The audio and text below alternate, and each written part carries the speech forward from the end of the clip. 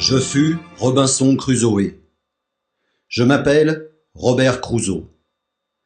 En 1955, je naquis à Saint-Montcuq d'une bonne famille installée là depuis que mon père, ayant acquis de l'aisance, s'était retiré du commerce. Je grandis ainsi près de deux frères dans l'amour de mes proches. Mon père, homme grave et sage, voyant mon goût démesuré pour la musique, m'appela en son cabinet et me tint un discours de bonne mise en garde sur mon avenir.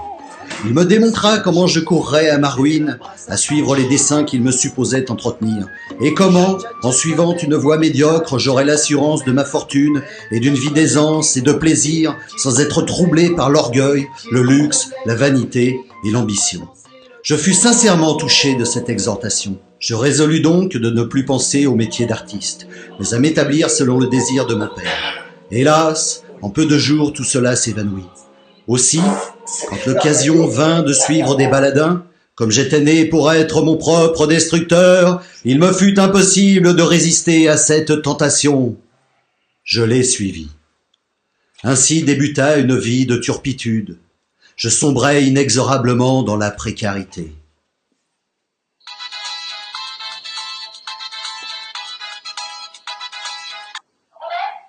Ouais.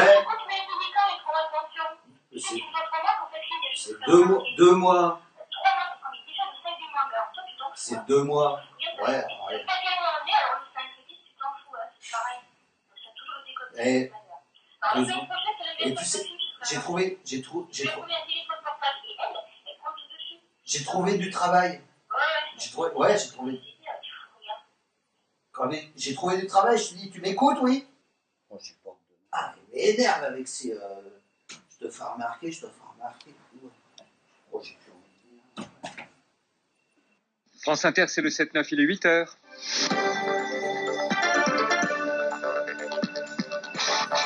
Et c'est le journal de Patrick Roger. Bonjour. Un bracelet électronique pour suivre les criminels et surtout les délinquants sexuels. Grand débat sur la récidive cet après-midi à l'Assemblée nationale. Un texte jugé trop répressif par des associations de magistrats. Détail dans un instant.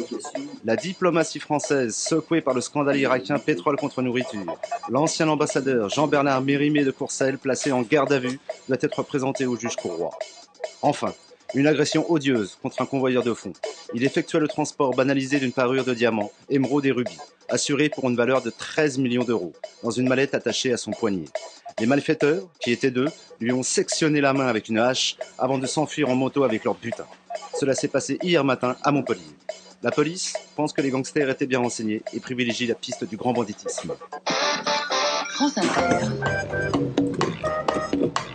Alors elle répondit, je me suis assagi, t'es qu'un indélicat. Qu'est-ce qui passe comme chanson à la con en ce moment alors? Et on l'entend partout celle-là. Il doit coucher, c'est pas possible. Allez au boulot. Hop, au boulot.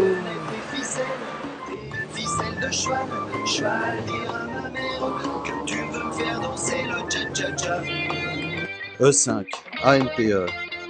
E5, oh là là là là là là. E5, ANPE. Alors, E5.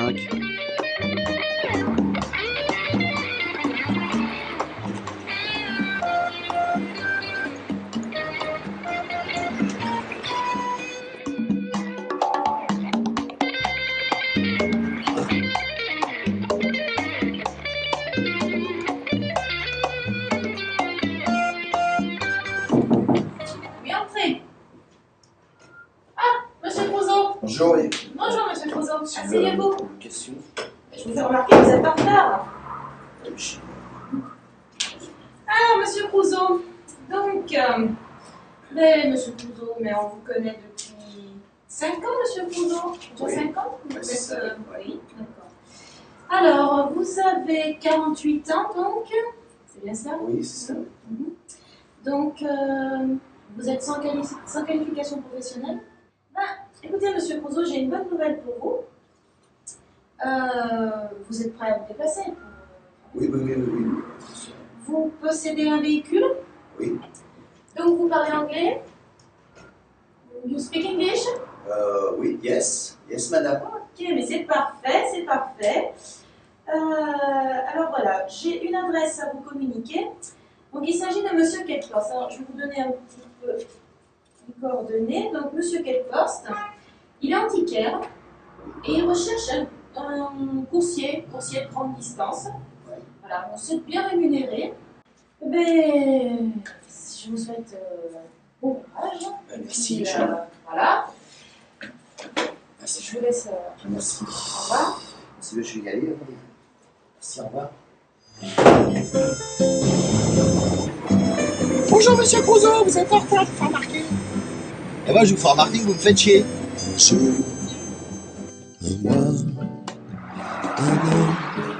Il m'emmène. Oui, ça doit être un des abrutis de la La NPE. vie ne fait pas de cadeaux. C'est la NPE qui m'envoie. Yes. So, well, Vous avez a job for you, me. you speak English? Yes. Oh, fuck, Yes, he Mister. speaks English. They're not a Shetland. I mean, they're very good. Okay, well, come in.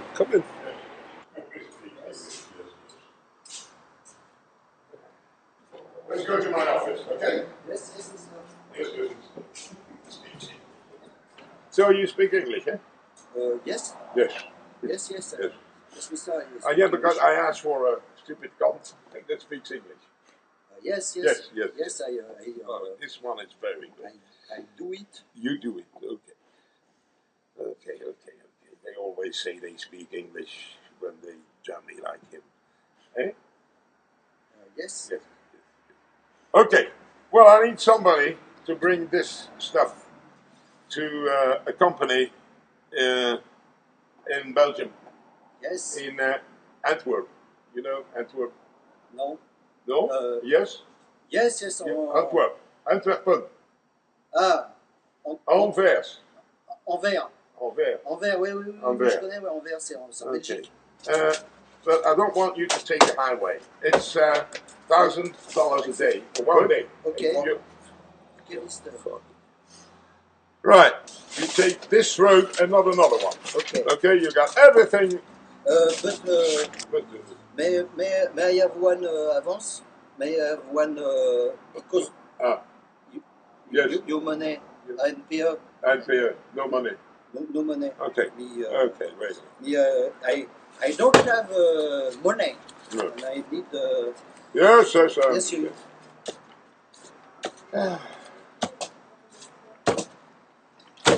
May We I got- have one en plus? One Maybe. more. Yes, because Because I'm here. It's, Yes. yes, because, And this is the stuff to bring to that company. Have a good trip, man.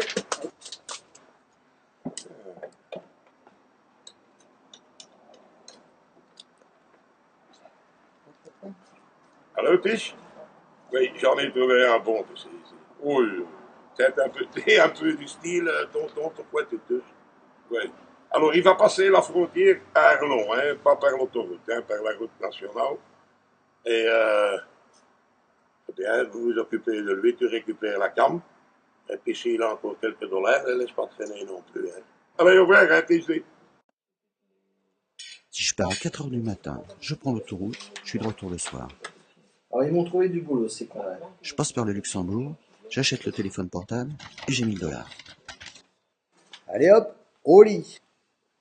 Je vais me coucher.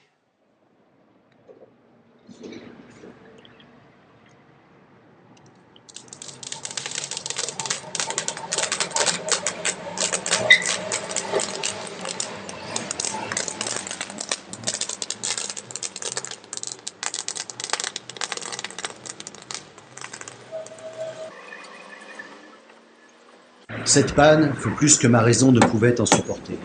Pourquoi? Pourquoi, au moment où la Providence sembla me tendre la main, le doigt du destin me fit-il un croche-pied? J'étais maudit. Je payais au ciel le fruit de mes mensonges. Pourquoi?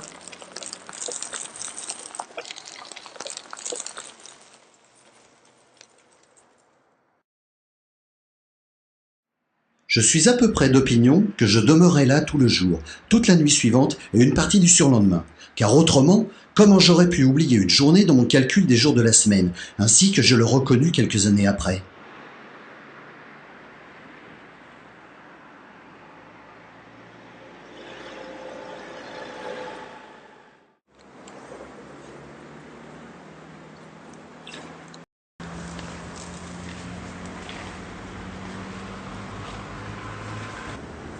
Comme j'étais extrêmement fatigué, je tombais dans un profond sommeil.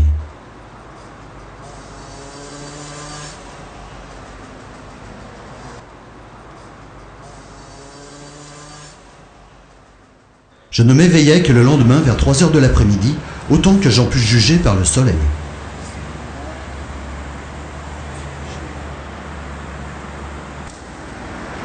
J'aurais un peu faim maintenant.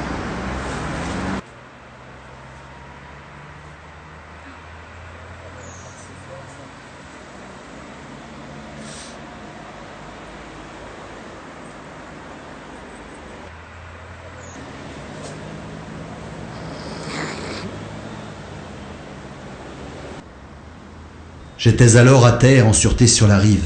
Ma vie était sauvée, dans un cas où, peu de temps auparavant, il y avait à peine lieu d'espérer.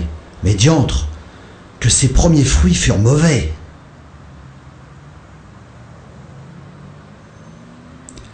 Bref, je n'avais rien sur moi, qu'un couteau et 2 cigarettes. À la tombée du jour, le cœur plein de tristesse, je commençais à considérer quel serait mon sort. Il me fallait retourner à l'épave et aveindre quelques biens.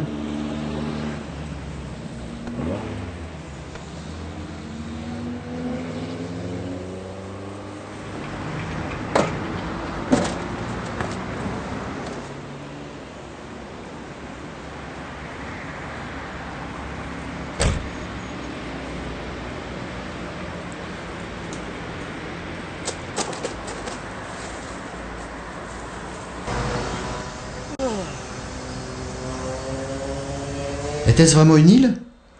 Ma première occupation fut de reconnaître le pays et de chercher un endroit favorable pour ma demeure, ainsi qu'une protection contre les créatures rapaces, hommes ou bêtes. Puis, j'établis un retranchement en ce lieu qui n'avait pas plus de 100 verges de largeur.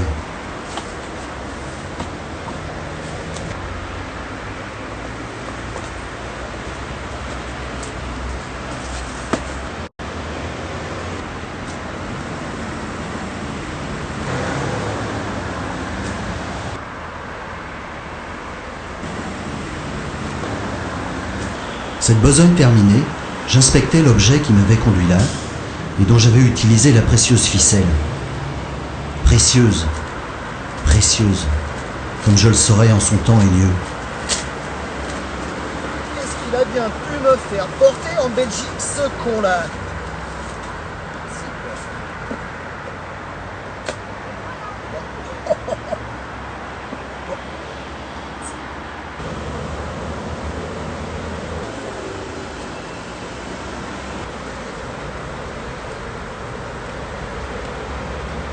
Qu'est-ce que t'as là-dedans?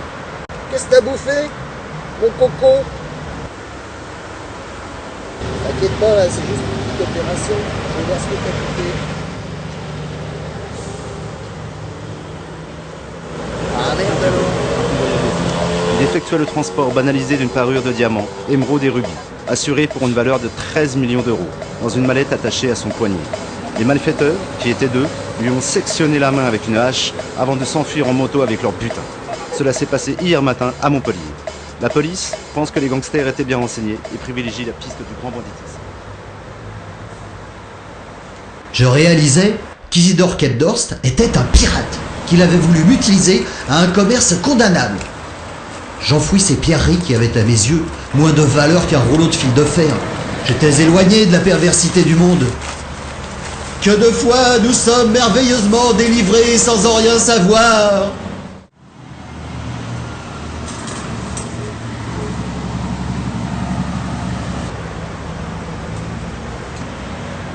Le solstice d'été approcha.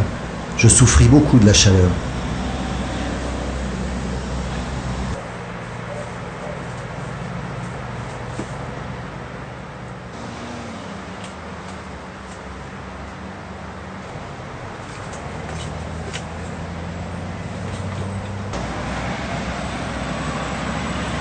Je désirais réaliser une flûte, j'étais un piètre luthier. J'abattis et besognais beaucoup de bambou avant d'avoir un résultat. J'étais gauche comme une femme qui voudrait faire des pâtés sans avoir jamais appris à pâtisser.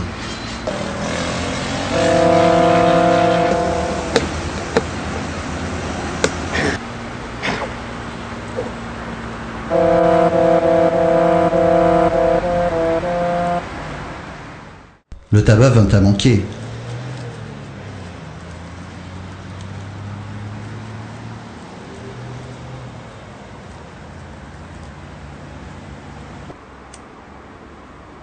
Fort heureusement, je trouvais sur l'île des feuilles, faciles à rouler, qui me procurèrent le même plaisir que les meilleurs tabacs de la Havane, avec, en plus, un effet d'ivresse très agréable. L'île, en cette saison, me pourvoyait de nourriture en abondance. Il me suffisait de parcourir mes terres et de récolter les divers fruits qui poussaient à profusion. Des fruits que nul n'aurait pu imaginer croître en ces parages. Ils étaient quelque peu différents de ceux du continent, mais même si la saveur en différait, elle était très agréable. Aussi, je m'étudiais à regarder plutôt le côté brillant de ma condition que le côté sombre.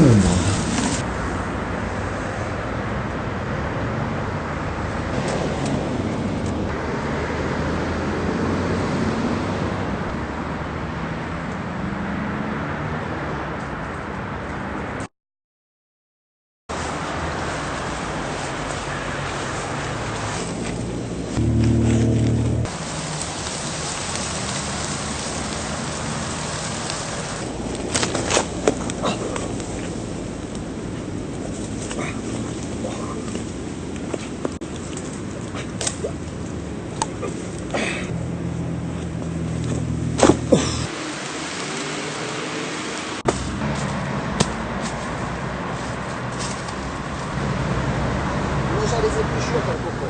Oh, coco, la virée d'épluchures, coco. Allez, viens, fais un petit bisou à Rob. Hein? Un bisou? Un bisou, coco. Il dit, on va manger du nom. Ça ressemble à du nom. Réellement, du nom, c'est pas du nom.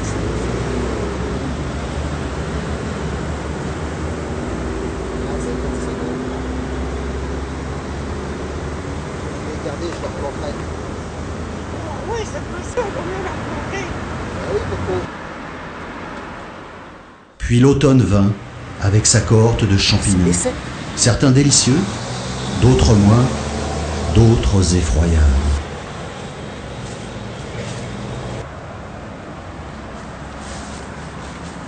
Oh, ça fait 3 jours que j'en mange, j'en ai marre de cela. Oh, les champignons, j'en ai marre, tu sais, des champignons, Coco. Hein. 3 jours que je mange des champignons. Ah, c'est pas bon, les champignons. Ben non. On veut les champignons? On est marre des champignons.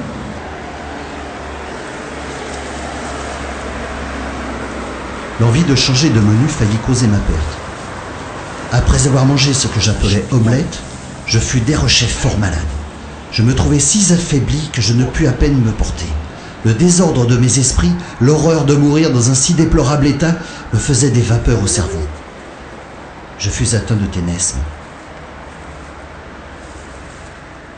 Dans la 2e année de ma résidence, je me ménageais quelques distractions et quelques amusements qui faisaient passer le temps plus vite et plus agréablement qu'autrefois.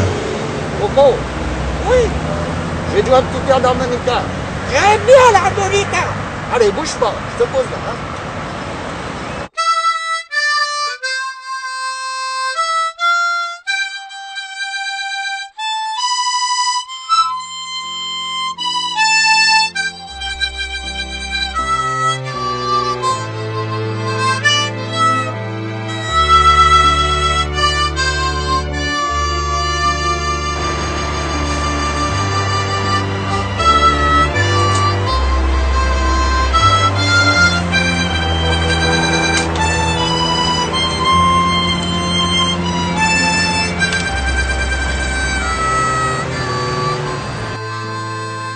Là, j'étais éloigné de la perversité du monde.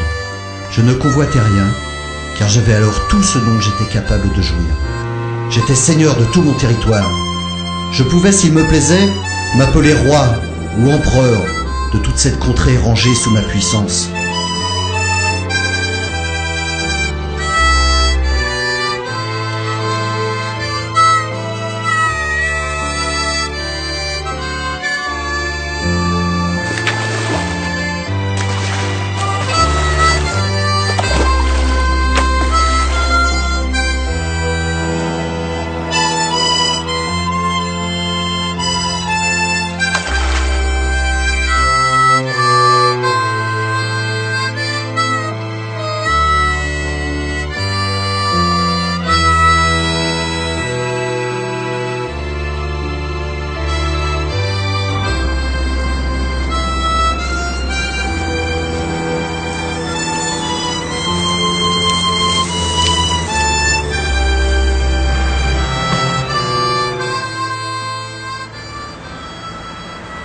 Aujourd'hui, c'est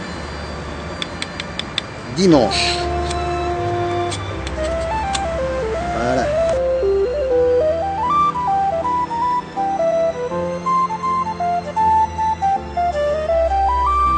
Marcel? Ouais. Hé, Marcel? Ouais. T'entends pas du pipeau? Non. Regarde. On dirait qu'il y a un mec sur le rond-point. Oh ouais. Appelle des renforts, on va aller voir. Oh d'accord, j'appelle. Allô, appel à toutes les voitures, attentionné sur le rond-point de la Luquette, collationné par les... Hé! Hé, vous là-bas! Qu'est-ce que vous faites là?